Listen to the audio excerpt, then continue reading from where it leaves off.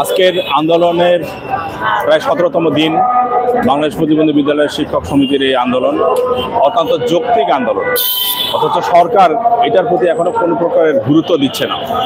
গুরুত্ব না দেওয়ার কারণ আমরা এখনো পর্যন্ত বুঝতেছি না।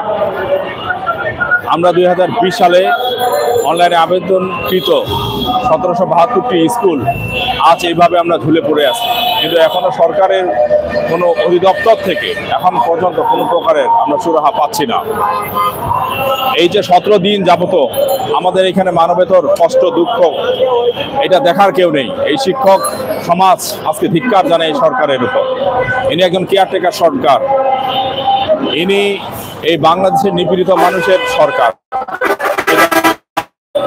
আজকে প্রায় 17 দিন যাবত এখানে অনশন অবস্থায়, এর কোনো সুরাহা আমরা এখন পর্যন্ত পেলাম না।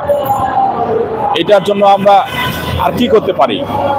তারা সকালে সময় নিচ্ছে, আবার বিকালে সময় নিচ্ছে, আবার বিকালে সময় নিচ্ছে, তারপরে দিন সময় নিচ্ছে। এভাবে করে আমাদেরকে কালক্ষেপণ করাচ্ছে। আমরা তো ন্যূনতম স্বীকৃতি পর্যন্ত আমরা তাদের কাছে পাচ্ছি না। এটি আমাদের জন্য এত প্রহসন, এই প্রহসন, এই আমাদেরকে নিয়ে রাজনীতি আর করতে দেওয়া হবে না। আমরা এটার সুরাহা চাই, কঠোর কর্মসূচির মাধ্যমে আমরা এগিয়ে যেতে চাই। তাও আমাদের ন্যায্য অধিকার আদায় আমরা করবো ইনশাল্লাহ। আমরা এমপি এবং স্বীকৃতি আদায় করে ইনশাল্লাহ ঘরে ফিরবো। এর আগে আমরা এই প্রেস ক্লাব প্রাঙ্গণ আমরা ছাড়বো না।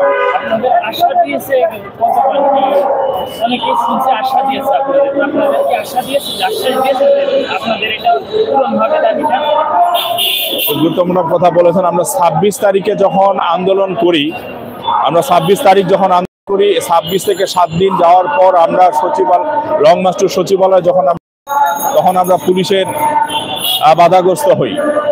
আমাদেরকে তখন পুলিশ এবং আমাদের শিক্ষকের উপর অমানবিক অত্যাচার করে এখন সেখানে প্রায় 11 জন শিক্ষক কর্মচারী আহত হন, তারা মেডিকেলে যান। এই মেডিকেলে যাওয়ার পর অত্যন্ত মানবেতর অবস্থায় তারা এখনো দিন যাপন করছেন, অসুস্থ অবস্থায়। যখন এই শিক্ষক মার খেলো, তখন প্রশাসন কিছুটা নড়ে চড়ে উঠলো, বলল আমরা 7 কর্মদিবসের মধ্যেই আমরা আপনাদেরকে এটার একটা ব্যবস্থা করে দেব।